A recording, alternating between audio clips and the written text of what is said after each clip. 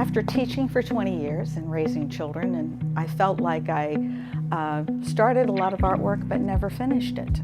Around 2010, I decided that I had to make time. In December 2010, my father died, and I inherited 40 years worth of slides. I really think it was during that period of mourning that I decided I had to do something with slides. So I started popping the slides out of their frames and sewing them together.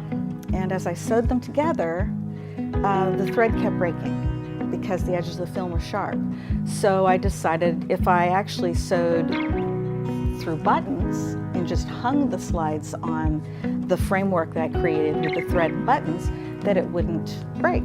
And my grandmother crocheted, and I decided to use her crochet thread. So I sewed the slides together in lots of pieces, and then when I was finished with all these pieces, I sewed all these pieces together to make one large 22 by 88 inch piece that felt kind of like a quilt, because I was sewing together pictures of family members that I'd lost with family members that I still had, and I was kind of like sewing my family back together again. And it made me think of my grandmother's quilts.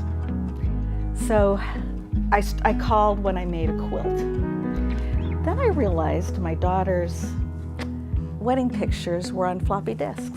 And all of a sudden those floppy disks had the same kind of meaning that my father's slides had. So the disc, like the quilt pieces and like the slides, began to represent people I cared about and loved, and they all had stories. Each one had a story to go with it. I really started doing it because of the ties to family, but I've always had a hard time throwing things away.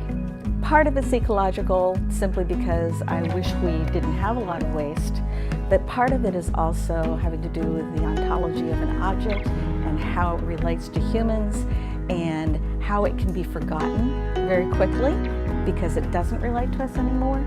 So I really like the idea of preserving that object because of the memories that are embedded in it. And there's also the theory that objects hold the vibrations that they accumulate when we humans are interacting with them.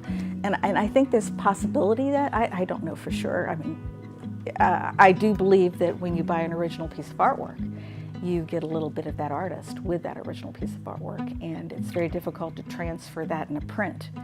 It's the hands-on object that I think carries a bit of that artist with it.